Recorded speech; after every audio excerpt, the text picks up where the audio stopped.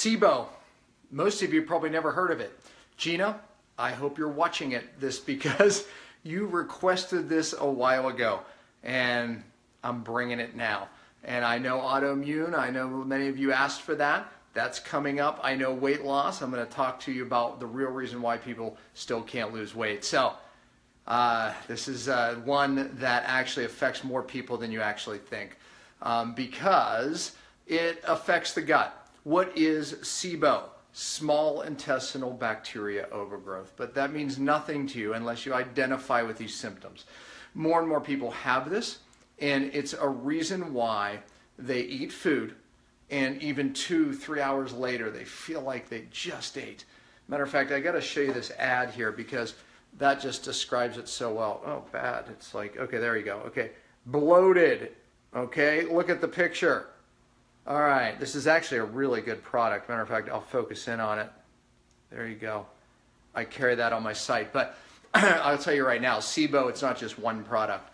Let me talk about what it is and you'll kind of understand that. Small intestinal bacteria overgrowth. I'm going to give you some great tips here, okay? Because this is affecting a lot of people. And there's some really surprising causes. So, what is it? We're meant to have bacteria, these good bacteria in our colon, where what happens is their job is they take fiber from vegetables and all the fiber that we eat, right? And they eat it, literally, they ferment it. That creates gas, right? But in the colon, it's okay, right? And as a matter of fact, it's usable. And they actually, this is kind of gross, but these little bacteria, they poop out something called short-chain fatty acids. It actually makes up to like 30% of our energy. So how many people don't have good bacteria in their colon? They're missing these short-chain fatty acids. Oftentimes we have to give them in a form of something called butyric acid or butyrate, another subject for another day. However, we want to reestablish these good bacteria in the gut. I have some videos, we're going to talk about some tricks there. I got to keep writing all these Facebook Lives. I have so many, don't I? Okay, here's the problem. A lot of these good guys actually get past the colon and they end up in the small intestine. See, we're not meant to have these good guys, especially in large numbers, in our small intestine. So what happens? We eat things like fiber and sugar. I mean, even normal amounts. So you eat that salad, for example, maybe it's some grains, whatever it is, anything that has fiber. You can see it's like endless, right? And these bacteria start fermenting, eating the fiber in your small intestine. Not good. Now we start getting bloat. Okay, that's not a good thing. Now, many normal doctors, if you will, I would say average practitioners, average medical doctors, are starting to kind of tip in the really good ones onto Sibo. But here's the problem. They give something called rifaximin. It's actually not a bad antibiotic as far as antibiotics go. And, it can actually be a part of a treatment. Here's the bigger issue. Oftentimes, there's two types of these bacteria. One that produce methane gas and one that produce another type of gas. And one actually can feed on the other, and there's this weird thing. So here's what happens. If you kill one and not the other, it can actually make one worse. So oftentimes with Sibo treatment, people go, oh my gosh, I feel so bad, I feel worse. And oftentimes it's kind of odd because they feel better and then they feel worse because these other guys take over. So you have to do multi-treatments. Remember I said one product's not enough? We want to get the guys that go after the methane guys and the other guys so we can actually make sure. So it's methane and hydrogen actually. So one produces methane, one produces hydrogen. And so we want to go after the bacteria that produce the methanes and the hydrogen. So that's why we need a multi-therapeutic approach here, even in the gut. And we also have to understand that some can be high in the gut, some can be low in the gut. All right, it's all for nothing unless we deal with why they're there. Well, again, toxins that cause dysbiosis can absolutely lead to these chronic Sibos. I had it when I was toxic and sick, and I was constantly battling it. Oh, when I got rid of my mercury, things healed, and I never had to deal with Sibo again, thank God. However, there's another issue. The valve between your large intestine and your small intestine, called the Ileocecal Valve, it can go into spasm. Some people go to chiropractors, get adjusted, and it makes a difference because there's nerves that control that valve. There's even a place between, oh man, I wish I had a camera guy here. Okay, I'm just gonna have to describe it. I don't have a camera guy. If I put your one finger in your belly button and one finger on the sharpest part of your hip on the same side. Oh darn it, I gotta show this, I can't understand. So, all right, here we go. So, point, let's just say this is the belly button and here's that point. Okay, so 1 point here, 1 point here. It's kind of a diagonal line. Go halfway between the navel and it's called the ASIS, but it's that sharp bony protuberance. Boom, right under there is the ileocecal valve, cecal valve. So what you do is you dig in deep, or have someone else do this, and you want to find that tender spot when you're laying on the ground. I'm standing up right now, and I don't have one, but let me tell you something. When I had Sibo, I had one all the time, and we need to take that out of spasm. So you just hit it, you find it, you have someone digging on it. You probably have to do it once, twice, even 3 times a day for a few days to get that sucker to come out of spasm. Because when it's in spasm, now it's letting these bacteria go up there. Okay, it could be neurological, it could be bacteria. There's certain bacteria that actually control that valve as well. So when toxins are disrupting those bacteria, then that also can affect that. So, but we can close it even temporarily if we know how to hit that point, or someone in our family knows how to hit that point. So it's a little trick as while you're working upstream getting rid of the toxins, and while you're working upstream trying to fix the good bacteria. All right, here's another surprising thing. There's something called the vagus nerve that runs from our brain to most of our digestive organs. And the vagus nerve actually can cause the intestines not to move, it's called motility, not to move, I should do it this way, food through the intestines fast enough. So what happens is that it starts to back up and ferment. And then this can cause either these methane or these hydrogen producers, and it's almost impossible to fix. So we know there's certain chiropractic adjustments that can affect the vagus nerve and the upper cervical spine. Very, very important. And doctors around the country, I hope, know this. But also, there's a couple products that we look at. One is called Calm, C-A-L-M. It's from Systemic Formulas. I do sell it on my site. Another one I like is Serifos, S-E-R-I-P-H-O-S. And that also can have a calming effect. CBD, cannabis. I'm going to do a whole thing on cannabis. There's a big rage right now. CBD, cannabis oil, cannabidiol oil, hemp, all these trigger words. But we're going to talk about that and how it is legal in 50 states. And because this one that we use doesn't have THC. But it can be magic with this vagus nerve. So cannabis, right? We have the one that we carry is called an X-Pen. We have about 3 or 4. I did a Cellular Healing TV episode on cannabis, cannabidiol, on my website. It's drpompa.com. You can go there and watch that episode. I interviewed an expert. See some thumbs up on that. And he is a brilliant guy, and he knows everything about cannabis. But it works marvelous for the Sibo in that pathway from the vagus nerve. So yeah, we have to calm down that message. We have to deal with the ileocecal valve. We have to deal with these bad guy bacteria. And we have to obviously deal with toxins. Sibo is a nasty. We want to use killers. Now look, here's the deal. Oftentimes we protocol it this way.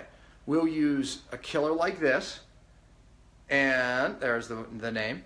I'll use another product called the number 3, Backtracks. Again, we carry it. I'll use something like oregano oil or olive leaf oil. So I use a combination of 3, and then we go after it for at least a month, okay? Now, many people, 4 to 6 weeks of doing that, come off, see how they feel. You know what the test is? Eat fiber. Obviously sugar, but eat some fiber and just see how you do. If you get bloated after fiber, you got more road to go. Oftentimes we have to put people on what we call a Sibo diet. So we put them on, now listen, this is a partial fast. This is a good time to do it. We actually take away all fiber. So no vegetables would be on this diet, no sugar, meat and fat. Why? Because the Sibo feeds from the fiber and the sugar. So we got to get rid of it. And then we use these killers along with the diet. But sometimes some people respond better to the killers by still eating fiber because they come out of something called biofilm, and then we're killing them along the way. Some people respond better using the killers in the Sibo diet. Try it either way. I like to start with those, with the regular diet, if you will, and then if I need to, I will move in to a Sibo diet with the killers. This is, you have to put all this together. It is a multi-therapeutic approach here. Dealing with the vagus nerve, the supplements that target that pathway, and also the ileocecal valve. So all of this matters when it comes to Sibo. And let me tell you something. The antibiotic sometimes has helped people, but if you don't deal with these other factors and dealing with the other bacteria, oftentimes you're going to end up with Sibo again. So, rifaximin can be okay, but look, I believe the natural approach is the best way to go, because the statistics show that it doesn't work any better doing the antibiotics. So why not, to go the natural approach first? So this is a very standard Sibo protocol. So good. Again, people that, bloating is, as you see, the #1 cause or the #1 symptom that you may have this. Some people think that it's just food intolerances. They'll just think, oh, I'm allergic to something. It could be Sibo. So it really masks itself. And it seems like certain fibers will get certain people more than others. But look out. Something that just said, misspelled ileocecal valve, get cervical. Oh yeah, I thought you meant I would. I'm dyslexic. I misspell everything. It's a matter of fact, without having camera guy here to make sure I didn't misspell anything. If I put ileocecal valve in there, Letitia, I would misspell it too. But anyways, get this cervical adjustment. That's exactly what I said. Yeah, she's right. Up here, that has an impact on that vagus nerve. So no doubt. So we want to adjust this, and we want to adjust the ileocecal valve. And let's see if I can read some more things. Also, anything to kick up the migrating motor complex. Yeah, that's the supplements that I was mentioning, the Cerephos as well as the Calm, C-A-L-M, works fantastic for that. And that's what we love to do. So great questions. You guys have some good stuff. And almost around the psoas muscle. Yes, you have to get deep when you're going in on that. It has to be a little painful. You want to get all the way, into that psoas muscle and beyond. So the no doubt about it. Been there, no joy.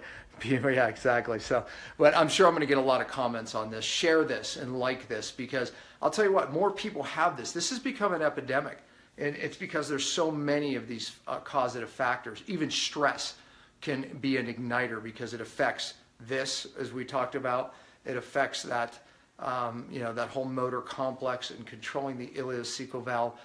It affects the motility in multiple ways of the intestines. It affects the bacteria.